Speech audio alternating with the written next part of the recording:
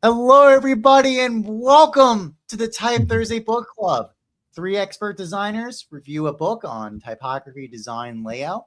We read these books individually. We're going to rate them together publicly live stream. You're following along. Hopefully, you read the book yourself. It's very excited to have you all here today. Your 3 hosts today are Thomas, founder of Type Thursday.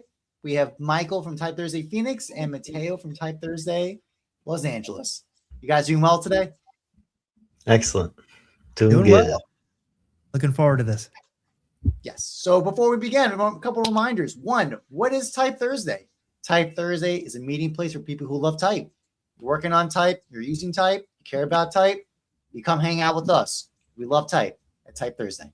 So we have physical meetups in cities in like Phoenix and Los Angeles, and when we're not there in person, we're here in the book club where we talk about fonts. So this week we're reading How to Be a Graphic Designer Without Losing Your Soul. It's a practical book on the nitty-gritty of being a practicing designer. And we had some off the right before we started the recording or the live stream. We already started sharing some notes. I have a feeling this is going to be a very fun conversation. So I hope you all read the book. If you're watching us, be sure to leave your ratings as we disclose them based on our criteria. Because the way the Type Thursday Book Club works is we use a 5 criteria rating system on a 5-star rating point system. Those categories are clarity of concepts, visual inspiration, practical application, and typographic insight. This week, the reading order will be, I believe, myself, Michael, and Matheo. So with that said, gentlemen, shall we get started? Let's do it. Let's dive in. All right. So clarity of concepts is how clearly ideas and arguments are explained in the text. And preface, I had the first edition from, I believe, 2005. So I think I'm curious if I know the other individuals, other members in this group have read other texts. I read the more recent edition, so I don't know if he updated it. But in terms of clarity of concepts, for me, my rating of it was a 2. The reason why is it's not like he didn't have a good heart when Adrian was writing this text. It wasn't like he didn't have a good sincerity of heart in how he talked about it. I think he's very down to earth. I think he's very practical in his approach of how he's talking about the ethics and how you carry yourself as a designer. But you know what it was? In some cases, I very much appreciate he was like, listen, there's other people talk about these other aspects of it. But when it really came down to the question of like, how do you become a practicing designer without losing your soul? I actually almost feel like everything came down to the closing paragraph, in my opinion, because the closing paragraph was talking about it's really our relationship to fear that stops us from being great designers, right? Fear of clients, fear of judgment.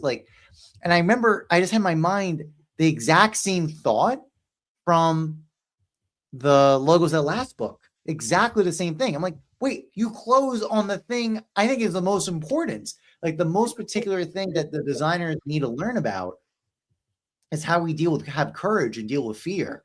That it gets talked about at the end and then that's it. And then all the other things, there's this kind of glaze of generality that I remember reading this book when I just got out of school in 2005, by the way. I got out of school, I graduated in 2004. So this book was like designed for me. It was the perfect book in theory. But I remember reading it and and it's interesting now all these years later, rereading it again. On the clarity of concepts, it kind of fit the note of what I thought then too. It's like great sentiment. I totally agree with it. But in terms of explanation of the points or like how to talk through, at least for me, it kind of left something stunted, except for that last paragraph. I think that last paragraph of the very closing chapter really hit the note on the head. There's I think there are other things that I think I gave it better rewards on practical application. But in terms of clarity of concept, I did find its general thrust point of like, how do you be a graphic designer without losing your soul? It was surprisingly general than I expected. Yeah, that's really well said. And that was exactly the kind of the way that I felt about it too, because, I had really wanted to take my career to the next level when I got this book originally during this time. I'm going to rate this at a 4, only because I took these concepts at the time and used them very practically. Because at I'm almost positive at that time no one was talking about this. But you're right, Thomas, in the sense that like nowadays, it's kind of like now the YouTube kind of thing is where you give away like the punch and then you talk about it later. Whereas you're right, it seemed to like lead up to something at the end that was like kind of like the big reveal. And but I think it was, it's conversational. It makes a very difficult industry easy to understand at the time. Um, the the ideas were pretty approachable and relatable for what I was doing. And this book was written in the early 2000s. The revision was in 2010, and even things have even changed even more drastically today. So I think this book is relevant. It definitely needs an update. But as far as the clarity of concepts, this was the book that I needed at the time that I read it. And so for that, I'm giving it a 4.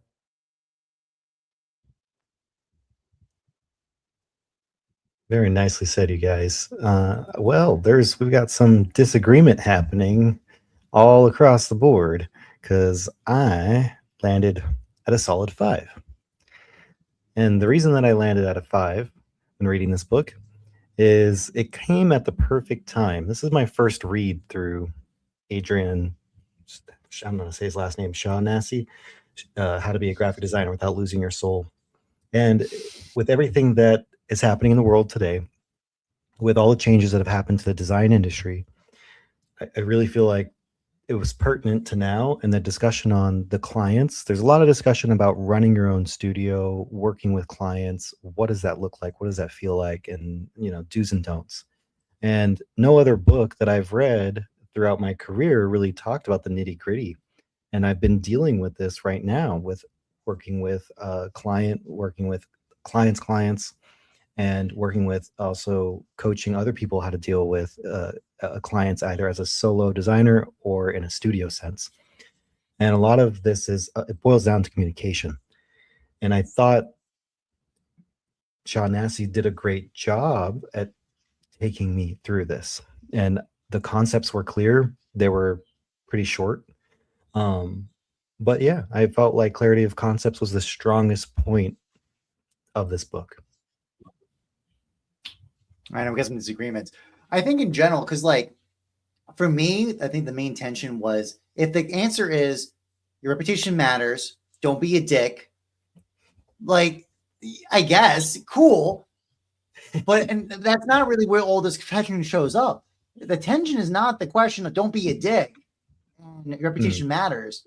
It's the question of, and he said at a certain point, like there's certain glimmers of it. I think my frustration on this is there's glimmers of very important parts. And I don't disagree, by the way, Matteo, of like, I think I weigh things like practical application of this book. I actually rate this kind of high on that. We'll cut to that rating. Maybe we do reverse on our ratings on that side. Perhaps we'll see.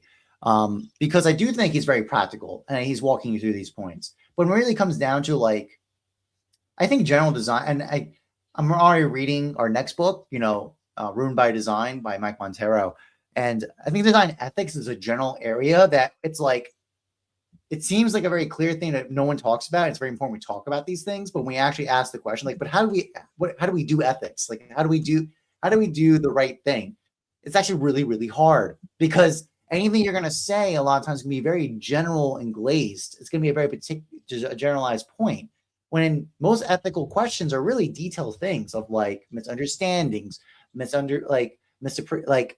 violate expectations, misunderstandings, norms, right? These things, and Adrian does make notion of these points, but I for me the area I'm like, but it doesn't. And again, it's a very hard challenge.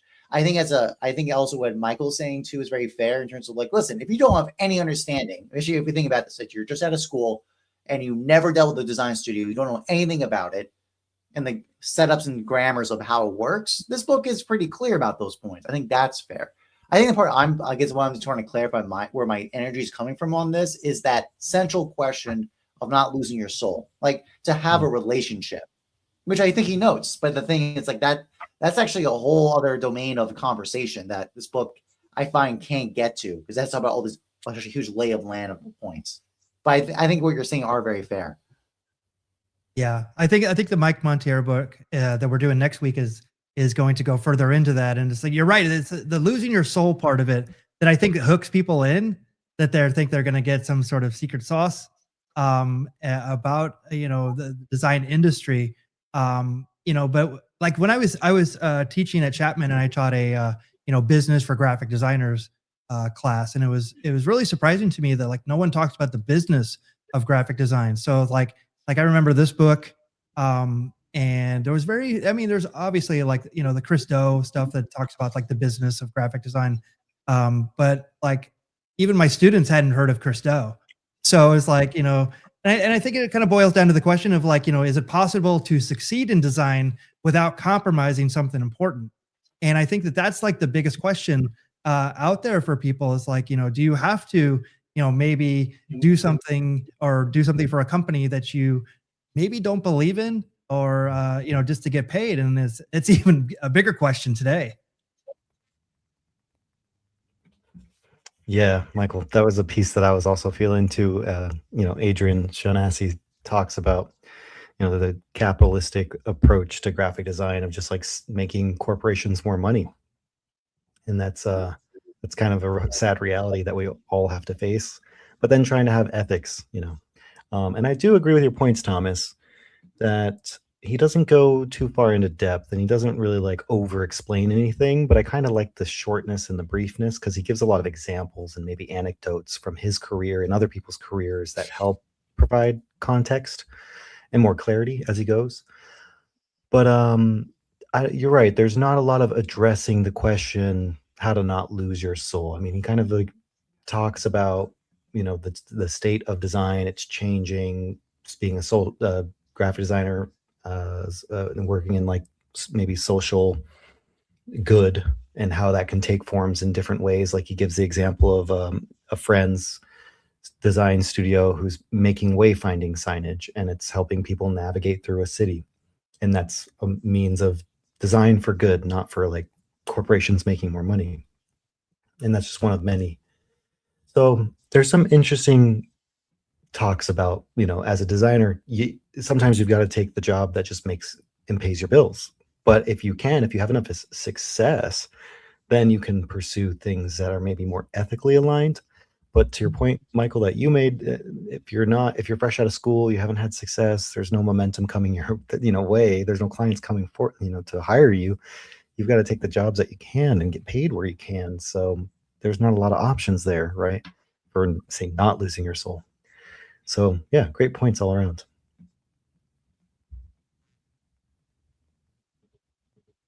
On to the next one. All right. So visual inspiration. So here's the thing. They have interviews. I think the interviews were very delightful. I enjoyed them. And there was some artwork presented with these designers. Now it's in this like duotone, like cyan, like very 2005 cyan blue with black. That's the edition I had. I don't know if the 2010 changes that vibe. But in general, like, we're not doing this for visual inspiration. And also I do generally, the reading experience is not exactly the best experience. I think it's like, what typeface is it? I think it's Neuhaus Grotesque is it's set in, or I believe something like that. And it's done with this really aggressive indent style. It's not exactly the best reading experience. So if you're going to like, maybe, I think other individuals may put this in the typographic side of a penalty. We've done in the past. But for these reasons, you're not coming for this book for those reasons. You're not coming for visual inspiration of the book itself, besides being an historical object of like 2005 aesthetics. You're going to come in for that, and you can get that no problem. But beyond that, it's not exactly, you're not coming in for visual inspiration. So for those reasons, this is a 1 rating on me. And I see Andrea in the chat saying I'm a hater. Absolutely. Today I'm an old man hater in this one. To answer your question, they actually say it's typeset in Berthold. Okay. I saw that at the beginning. I was actually impressed by that. Go back here. So for me, the visual inspiration, I'm going to put this at a 3. And the reason why it's right in the middle is at the time that I got this book, actually, it had some visual inspiration for me. It actually had some stills from the Virgin Suicides, which I thought was really amazing. There was actually a Primal Scream album that was popular at the time that I loved the typography on. So I'm kind of on both. It where it doesn't have, you're not coming to this book because it's visually driven. The inspiration comes from more like perspective and honesty and career insight. But the actual imagery that they do use in here are actually very strong, and actually at the time meant a lot to me and really resonated with me. But no, I have to say that visual inspiration, it's not going to be one of those books. We've reviewed other books that are way over the top as far as visual inspiration, but this isn't it. But it does supplement it very well, I believe.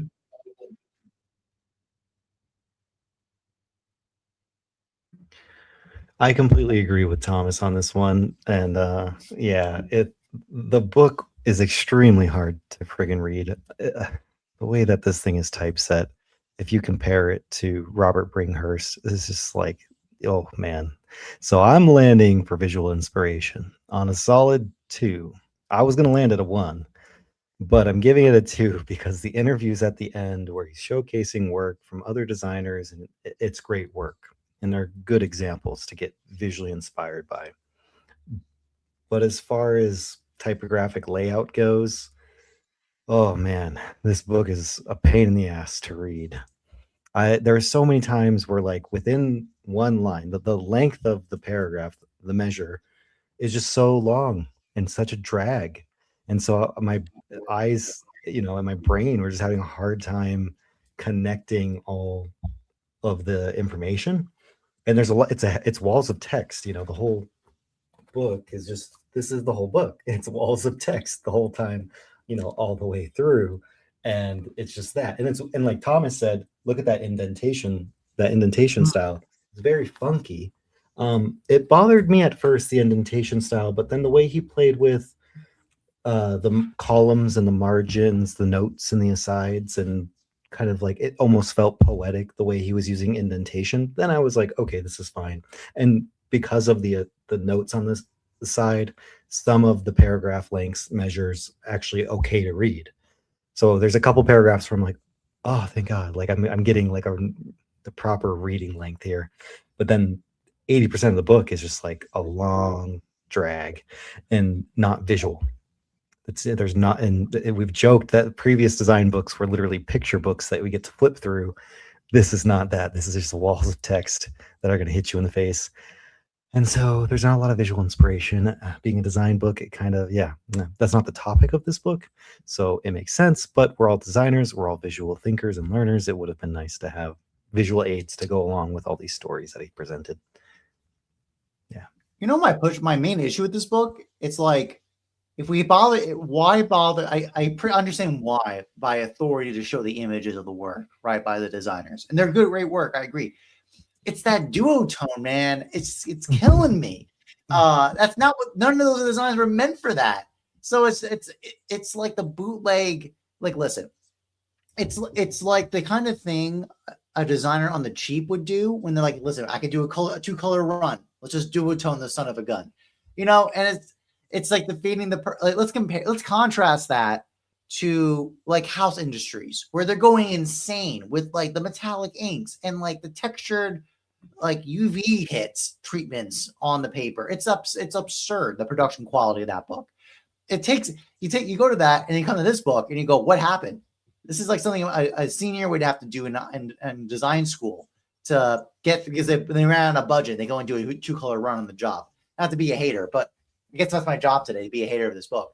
But that's also why. Like, I think I would have landed on a 2, maybe a 3, like a 2-3, if the production quality of the output, let alone the point of the image assets themselves, are really small. They're not that. They're like almost thumbnail like in their presentation. So again, it's almost like but I can understand the logic of why rhetorically you need to put them in there, because you got to show authority, like why these designers are here, because their work is really good. That's why. I get it. But the presentation and layout of it it's hindering any hope of inspiration visually. Like I know the work's being shown. I remember them, but their color edition.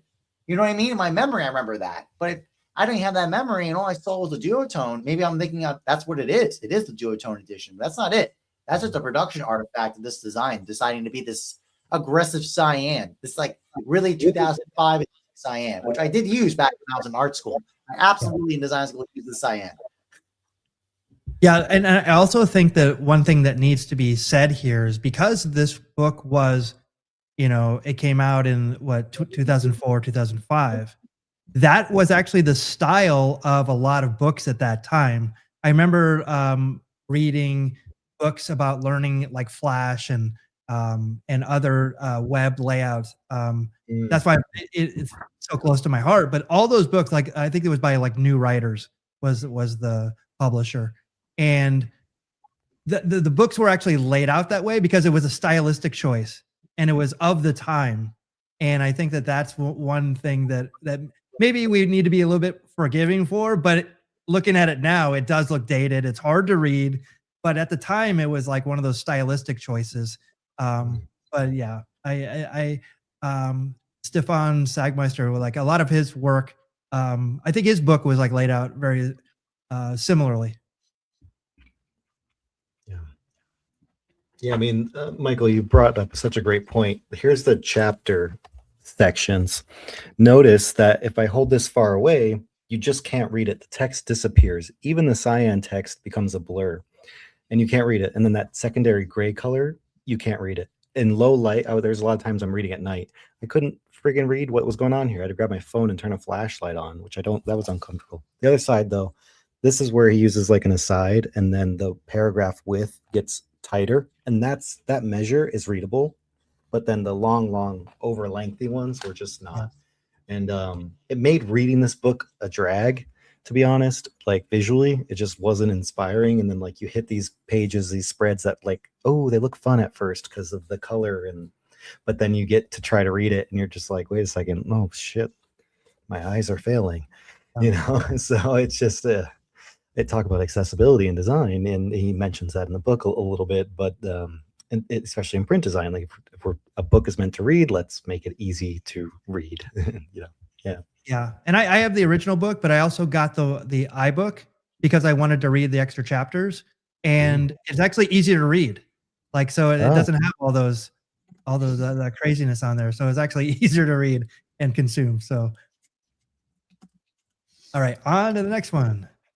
Moving on to the next one. I know we're just dunking on it. Okay, so practical applications. So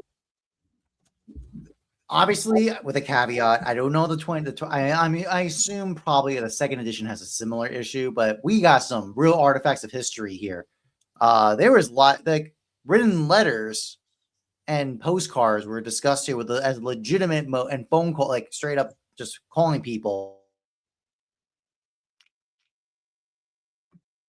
I don't know, man. I just find even my friends, I have anxiety calling them. Like in terms of like, it's like there's almost like a social moray of like, do I call them? Do I give them the text first to give them the ping to do the check?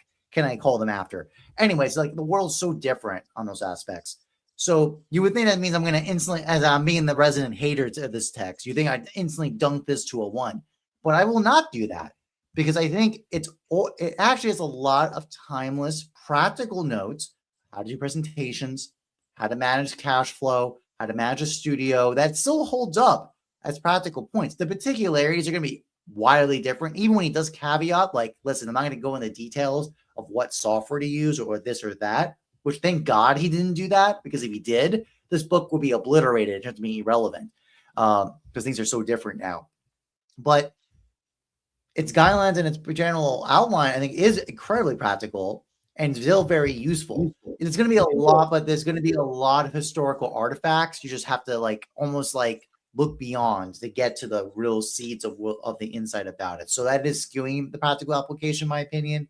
And I remember this is the 2005 edition that I'm rating right now. For those reasons, I say combined that I'm going to give this. Oh, can I move you? Thank you. we're going for a 3. Solid line, straight line in the middle and 3. I think it's historicism is going to hinder you on some aspects of it, where the nature of getting a job, getting hired, and promotion are just the world is so different. He doesn't talk about like Instagram does not exist at this time. It does not exist as a mode of like this is where designers are hanging out and like where you get your clients from. That's not even in the equation. So I have to knock it down for those points, but it's overall themes and outline of how to work with clients, how to manage communications, and just manage your career. I think those points are valid. Those are timeless. And he does talk about that enough with enough humanity that I think it's worth your time. But I got to be up. But those penalties are going to be painful in terms of like historicism. The phone call one really killed me. I was like, oh my God, this is nuts. It's great. I'm waiting for the facts to show up. I was waiting for that to show up, but it did not. We were not luckily at that time, 2005. Thank God. Okay, that's all for me. Awesome. Yeah, I'm with you, Thomas. I'm definitely on your side on this one. I don't even know what it's like now to even work with. I've been out of kind of like working in a studio environment, like in-house for a long time. So I'm not even clear as to what it is. I've been more of a solopreneur for a long time. And then getting into teaching is a whole different realm as well. I'm going to put this at a 4 only because I feel like it definitely gives real world value still. I think that the advice around clients and positioning, the creative integrity, and it's all applicable. And especially, if you're a freelancer or independent, I think that is still super relevant. But you're right. It's like, I was joking with someone recently that, we shouldn't even call like our iPhones phones because we don't use them for like talking on it anymore. It's probably the last thing we do. It's more like a multimedia device, and even multimedia, even that's a dated word. But I feel like this still has like practical applications for, how do you get in and how do you talk to people? How do you do presentations? What does it take to be a designer? And I feel like this does have that value. So I'm going to put it at a 4, but I could have easily gone lower, but I'm going to put it at a 4.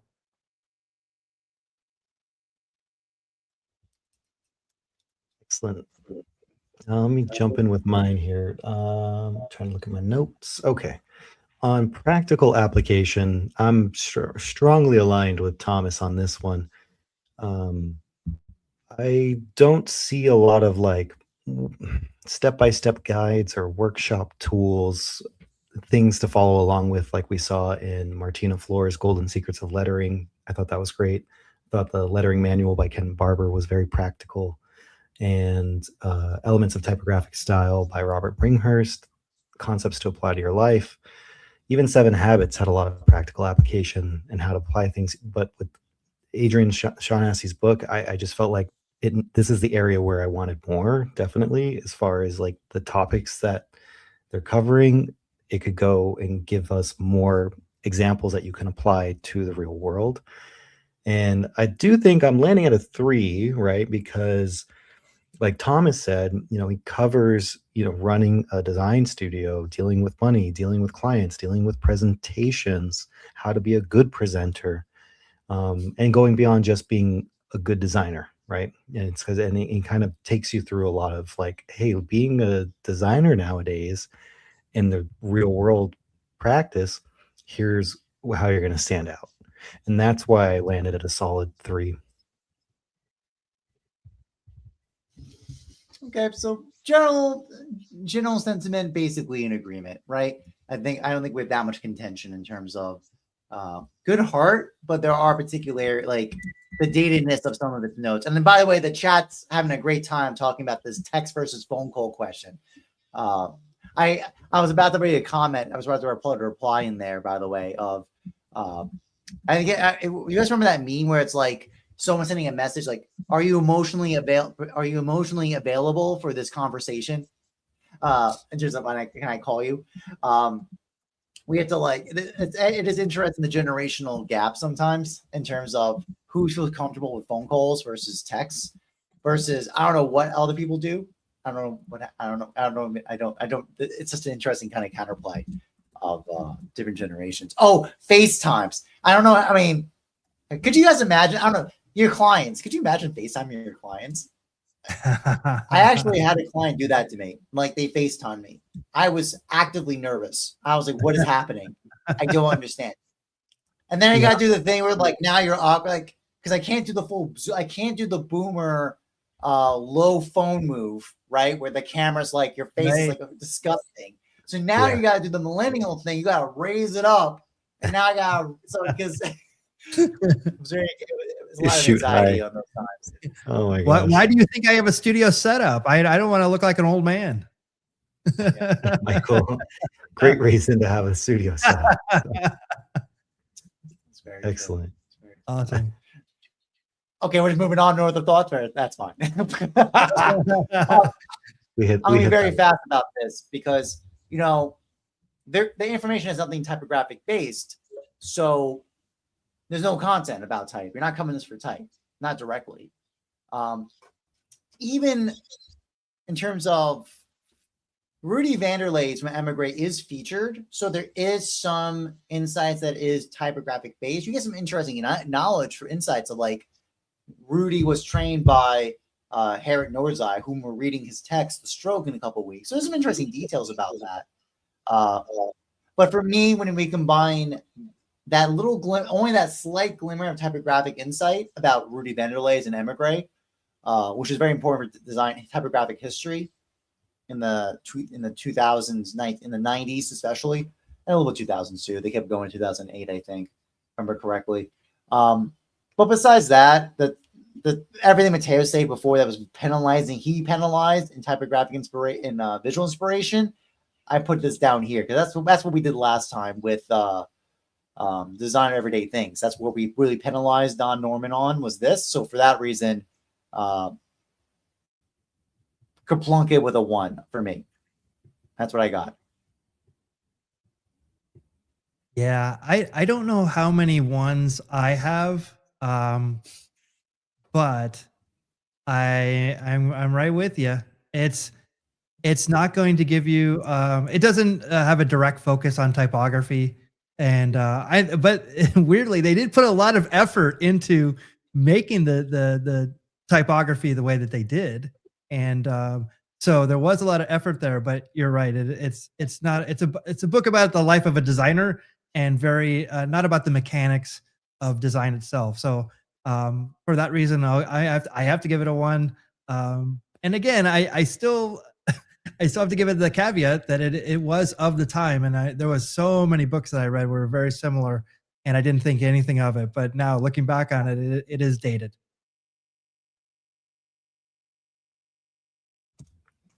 And guys, I'm not going to have any slow or holdbacks here. I'm just going to jump right in and let y'all know. Heck yeah! Let's all be haters. Yes, we're all haters. Let's go. I didn't mean to hate because I really loved this book. Like I want everyone to know that I loved the book. I loved Adrian's voice and tone, and yes, but typographically, after reading Bringhurst and seeing as much typographic insight that has been given to us in the design industry by other design books, as well as typesetting, right? Just like making the book readable and digestible for your audience, like going with such a long line measure and a sans serif basically made it impossible to read along in an easy, enjoyable way. It was just kind of like mentally taxing. So if we chose a serif font, if we chose better paragraph lengths, then I think this book could have been improved had we worked in more visuals, right? But also on the rubric point of typographic insight, there was just really no jumping into exploring typography. I think I highlighted one section that he calls out some designers talking about user interface design and the expansion of digital design, and how typography has this new world to be expanded into, but he doesn't show what that looks like. There's no visual examples to go with it, and then there's no further explanation of that. So just really felt lacking on typographic insight. So you're not coming to this book for that. I really think you're coming to this book for practical advice on your navigating your career, and especially if you need help navigating maybe relationships with clients and running a studio or growing your business as a designer, and you feel a little bit lost. I think that this is going to help you in those areas. Presenting, I think it's going to help you in that area. But yeah, typographic insight, no. You know what's funny? Because we read Mueller Brockman's Grids and Graphic Design. That was an easier reading experience in this text. Do you gentlemen agree with me on that point? Oh yeah. Yeah. So that's the thing, because it's like the choice of the type of the sans serif, but it's also the relationship of the measure, the leading, like all these interconnected aspects to it. That, yeah, I read, Brockman's text with almost no problem, right? Like it was a little odd reading a grotesque sans serif like that, but it was fine. You can make it work. I tell my students that too. You can make a grotesque sans serif work in typesetting, make it enjoyable to read, but you cannot do unleash the hate. I see the comments. Everybody's enjoying the hate. Yeah, let's go. Because it's a lesson. Because like you can't use something like Bertha, like burden, like you're talking about, like grotesque sans serif like that, and then put a ridiculously long measure, hugely loose leading, and the weight of it, by the way, is actually kind of light. It's actually a relatively light weight. I don't think it's a regular weight. I think it's actually almost like the book weight, if not a little lighter in that direction, typographic weight. And then with a ridiculous indent, ridiculous leading, and a really long ass measure. Like this is not exactly an easy reading experience. But it's weird. It's almost like the measure. Actually, now my memory's fading about this. But anyways, yeah. And so again, it was more us dunking the typesetting in terms of like, yeah, definitely up the time. I definitely agree. But so that's why it's like almost like the one caveat is if you want to get an inspiration, what does 2005 typesetting look like? Typographic culture look like? That's that. And I don't disagree with Michael. There's a lot of texts that were typeset like this, so it's not like that unusual in the context. But it's also, to be fair, a lot of typesetting in 1970s is really, really bad. By the way, it's the same issue. Like to get the modernist shtick going is super hard. And by the way, actually, some historical context. I think. Oh God, the Helvetica documentary came out then. So it was a super love affair of this neo-modernism, basically at that time. A very particular early 2000 edition of it. Because I think the Helvetica documentary came out. That was a huge deal. Everyone getting like the jet set, experimental jet set, like that kind of a vibe aesthetic was coming through. And some people could do, the masters did it really well, but anybody, which Mueller Brockman, by the way, was back in the 70s. And 60s, but anyone that was not the master could not do it as well. And this text is a little dicey on that one. Okay, I'm done ranting. I'm done hating. Well, and something else that I just noticed that I didn't think about before is every paragraph is also with justified as well. And so like that. Yes. So it's conformity, but it also breaks it because all the paragraphs are different sizes. They're different positions, making the reader really, really work to read this as well. So that's why the ebook was actually an easier read, and I actually digested it a lot easier.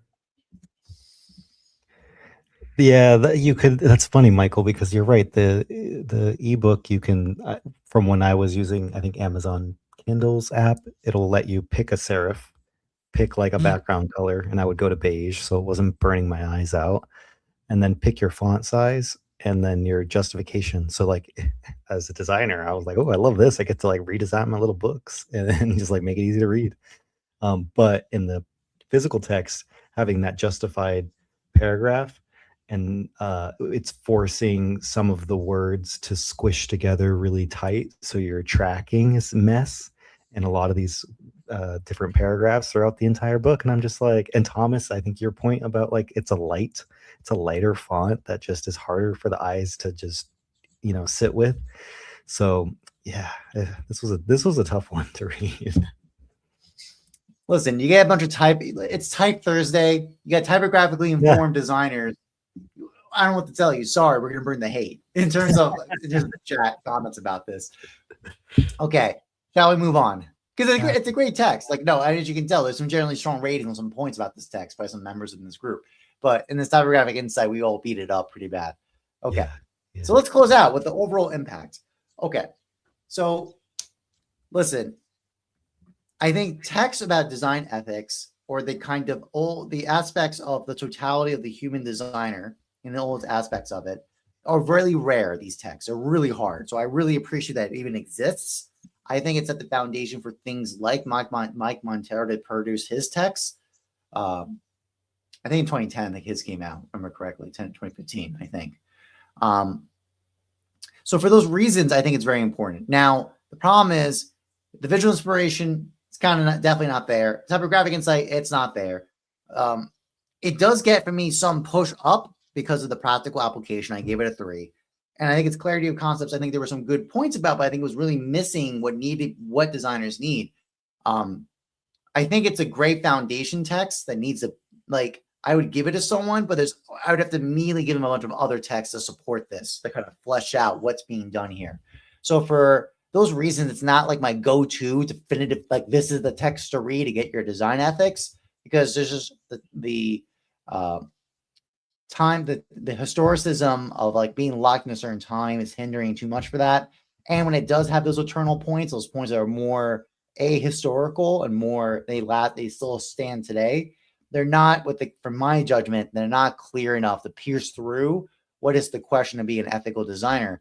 Because there is an issue with, here's the thing, in my opinion, there's a difference between, I think there are two aspects of design ethics. One aspect is the question of whom will you work for? What kind of work will you be okay doing, consenting to do? But then there's also just, how do you carry yourself as a human being in terms of how do you relate to your clients, to your stakeholders, to your peers, to your history, to your tradition. So that's a much more nuanced point that, again, this text hints at very glimmers about it, but doesn't get you the real meat of the question. I think, besides just the existential crisis, everyone's like, what is design? AI is obliterating us. Oh no. Like beyond that, it's just there needs to be a text to talk about these questions of the ethics of what does it mean to be a designer, not just in whom we work for and why we do so, but how do we relate to ourselves, to our community, to our clients, and to as human beings. I think that's a question I have in my mind a lot. So for those reasons, I give it a 2 in terms of its overall impact. Great starting point, but we need a lot more now. Yeah. I'm right in the middle on this one. I'm going to put this right here at a 3. I think for many designers, especially early in their career, mid-career, this is definitely a validating book. And for me at the time, it was fantastic.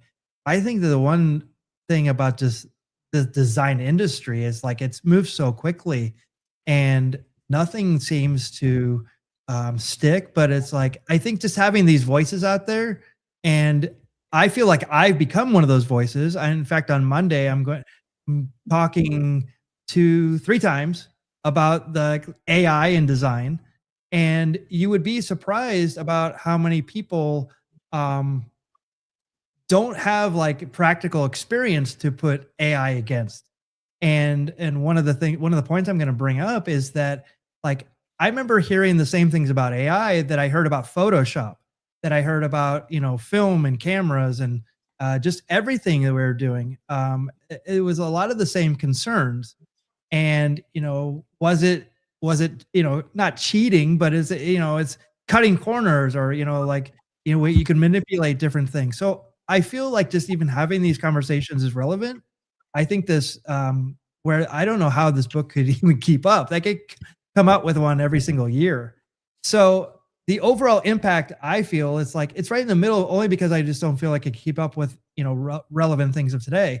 But I still think it's a relevant book out there. And it's not a craft book, but it's a, a reality check as far as like, what does it take to be a designer? And, how do you keep yourself and your morals and everything intact on the way up there? So again, you're right. It only touches on these things, but I think it's a bigger conversation. You guys made some great points here, and I'm disputing you. I'm disputing you both because I did not land at a 5, but I did land at a solid 4 for overall impact. Where do I put myself here? And the reason that I landed at 4, let me get my cursor out of there, is because Adrian Shaughnessy actually, I thought, did a great job at exploring the design industry and how it's evolving over time. And I should say I have the 2010 edition, and so it's a little bit more updated than the 2005 edition that was first published. But it is a decade old, so there's some aging you feel in reading this. But there's some things that are timeless, and that's why I landed at a 4, because I think he's talking about concepts that still make sense to this day. One, he references who uses freelance designers. So if you're early, like Michael said, if you're early or you're mid-career and you're wondering these questions about how to put yourself out there, who's going to hire you, and where you can get work, this book is for you. I think, and the principles that there are shared are timeless, and it's create what do they say, creative reasons, personal reasons, financial reasons, and like the people who you want to reach out to who might be hiring. He calls that out. If you're starting a studio, he talks about you need 3 partners. You need someone with creative direction, someone with financial skills, and someone with the production and ITs and project management skills. So, and I like the way that Adrian summarizes some of these things about our field that nobody in my career that I had seen or read had done. Like nobody had written about these things. And Adrian gives you this like insider scoop if you that you would have learned if you had a great mentor. But like me, I didn't have just too much mentorship fresh out of school, and I wasn't pulled in by someone who was at a great agency who taught me the way. So I felt like this book is helping do that, and gives you some other great examples about pricing.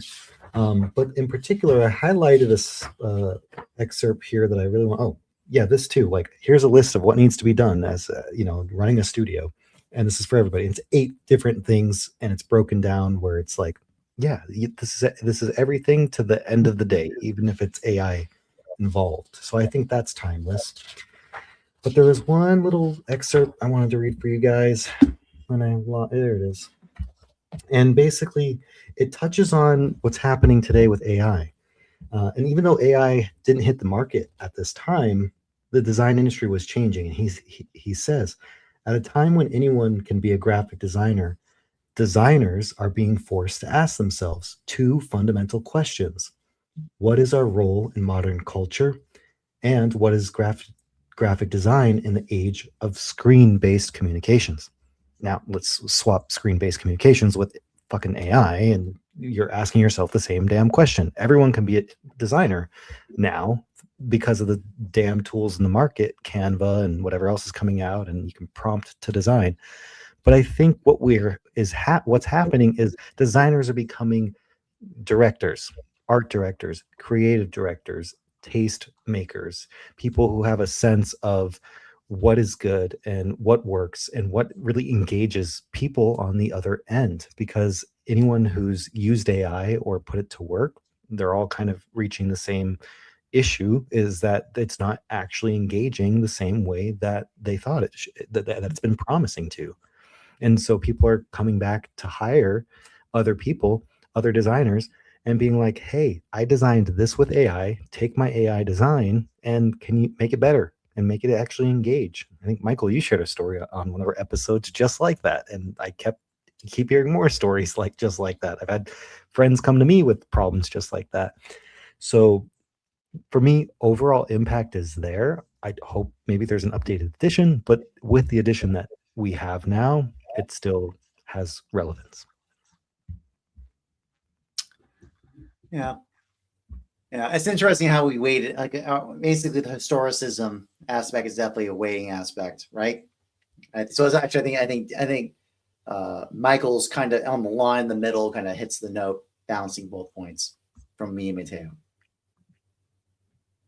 Yeah, I really wanted this, especially the updated edition. I was hoping, I thought there was a 3rd edition, but I might be wrong on that one. But I definitely hope that this keeps on going as a series, and they keep on talking to people, because again, all this technology is changing. I think that we all, I don't know, it's weird. I feel like there's more graphic designers than there ever has been. But I used to say this a long time ago as well. I go, anybody with a laptop in Photoshop says they're a graphic designer, so it's like, so what truly does make a designer a designer? Is it so many years? Is it the talent? Is it I think it's kind of that's a bigger question that I think that we will be answering in the future on future episodes. Yes, big, exciting, big. It's a brave new world. Yes, but we think in general, it's the big issue of just like businesses just change so much. So it's not even just like a design problem. It's just the nature of business, and that's the issue. So a lot of this book is about the business side, and I agree with Matheo that some of those intersections are really important because you're only going to learn them from mentors. If you don't have that, you're host, right? And this book is a good substitute for that. But that's part of the reason why I knocked it down, because just not even designs changed, business has changed. Just straight up the value proposition, how value is extracted. Like you want to go down that road, the capitalistic angle, like venture capital, speculative speculation has run rampant. Like I'm trying to think. I don't think I don't know. I would be curious if the 2010 edition talks about this, but like startup culture. I mean, that basically that was like the engine of the design industry for so long. Almost all my colleagues were hired by startups or unicorns, basically corporations, and that was basically how we did our work. That's like that mode of working. But I don't think that's the case anymore. No.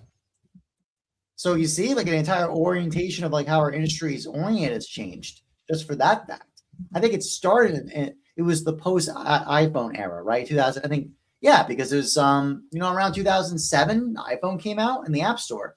So that whole genealogy of economic context for design has developed, came about, and went away.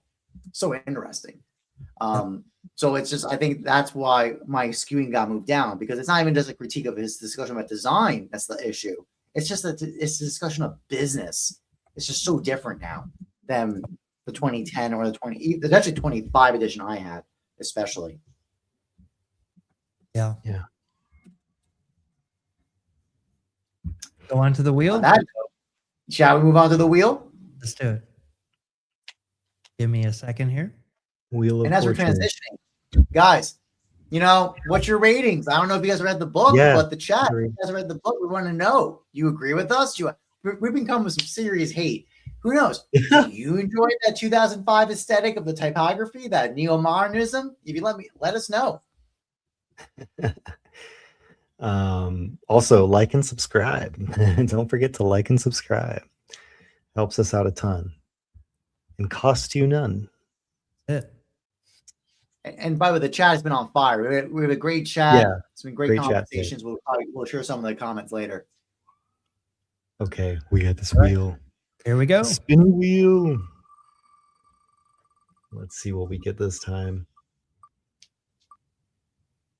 We got the book one. You want to do it again, or do you want to do it for it? We always do get it again. We've gotten too many of these in a row. We get that so often. There was one word. I've got like 3 times. I guess soul. I don't know. Okay, here we go. Oh, nice. Oh. Okay. I want to hate this book. So obviously, I think Brockman would hate it. Yeah. I don't know why. Because we were just talking about like typography layout, and Brockman's book was so much better. Yeah. Typeset. So that was instantly my first thought. But you guys, what are your thoughts? Well, I wish we would have got this last week. That would have been a great one for Michael Stinson about the typography one. Yeah. I'm gonna go with Milton Glaser, who often spoke about ethics, maintaining humanity in his creative work. I think that's a good one. That's one that came straight to my mind. Matheo, did you have anybody that you had in mind?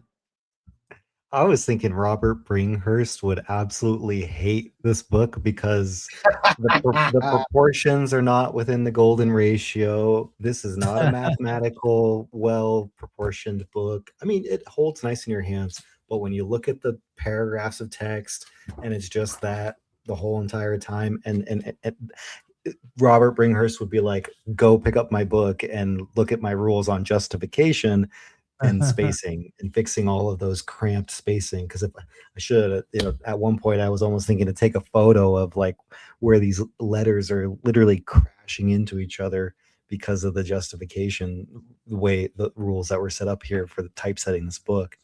I personally liked the after I got into it, the indentation style, because at first I did not like that at all, but Thomas, you called that wacky indentation style out, but later on I got into a rhythm with it and I was like, okay, I can see why he's doing this now. But yeah, I think Bringhurst would just like tear this apart as far as typographic. The Mill and Glazer thing, Mike, you brought up. Yeah, I think it was it he wrote like a list of 10, like an ethical list of 10. I think it was in Print Magazine. Is that ringing a bell for you, Michael? It is, and I let me look that up because that does. See, that's hilarious, and my memory remembers that. I know you have some great memories about all this. It's nuts. Yeah.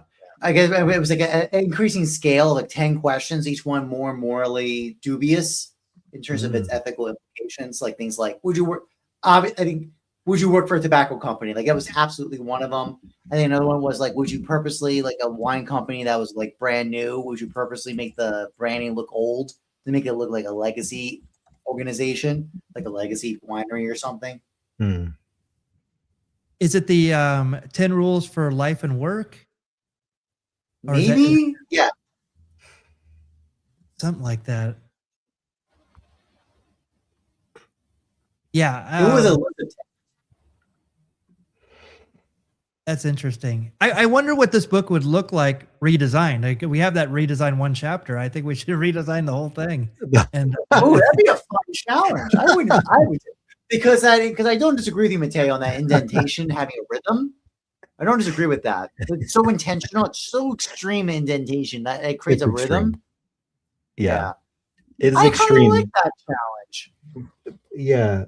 I think the I mean, if we're gonna come with that much hate, we might as well back up what we're talking about. I also wanted to find that it isn't hate, and it's literally like just criticism about kind of how we see it, and it's like it get turned into like it's a bad thing, and it's like it's just a thing. I think that it's funny, like the word hate. There we go. What do you got here? A good example page of the indentation at large of like what we're talking about. Like if you just look at the indents on those paragraphs, and you can already see right away there's like a weird, negative space happening. But like you get into a rhythm now. If the measure was shorter, that would help a ton with like readability. And just be able to like let you sort of your eyes dance through the pages, like Bringhurst's book. But yeah, and Michael, I think maybe we add that. Like, how would you redesign this book or something like that? That could be a fun prompt. I love it. What would Bringhurst say about that? That could also be a prompt. Yes, I like that. What would Bringhurst do? Yes. Yeah. WBD. Oh, there you go. WBD. With that said, reminder everybody, this is season 1 of the Type Thursday Book Club. It's been a really fun time this week, as I expected it was going to be. We have Mike Montero's Ruined by Design. That's next week, next Thursday. The following week, we do have Type Thursday. So we are off from our book club, but we are in person in Phoenix and Los Angeles. And then we're at the end stretch of the season, everybody. We got 3 more books after that. And then that's it. We're done with the first season. And it's been a really fun process so far. But with that said, obviously, keep in touch. The chat's on fire. We're having great banter in the chat. Join the book club. Like and subscribe on YouTube at Type Thursday Global. You can be part of us and pick up the book and hang out with everybody. With that said, obviously, save the date. Because, Matteo, you want to talk about Type Thursday Los Angeles? What's going on there? Yeah.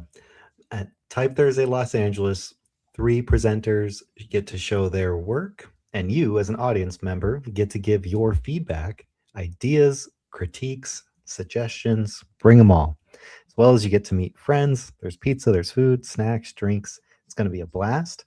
This time, we have not announced the venue just yet, so we're going to announce that soon. Stay tuned. And you can follow us on Instagram at Type Thursday LA, and both Type Thursday LA and Phoenix happening May 28th. And we both are looking for volunteers. So if you want to be a part of the community and you want to make new friends and you want to apply and do some real world work that can help you in your career, volunteer. Message us on Instagram. Michael? Yeah. By the way, may I say, I am very jealous of this poster. It's so good. For fun. So good. Aw. Yes, we are also on May 28th. We're back at Dialogue in 2 weeks. And we have some great speakers, Shireen, Nicole, and Marco. We are looking very forward to being at Dialogue. We are on Instagram at Type Thursday PHX. Please join us. I was at the last Type Thursday LA, and I had a great time. If you're in the LA area, anywhere, please make it a point to go down there and meet some great people. Yeah. Gentlemen, it was a great time.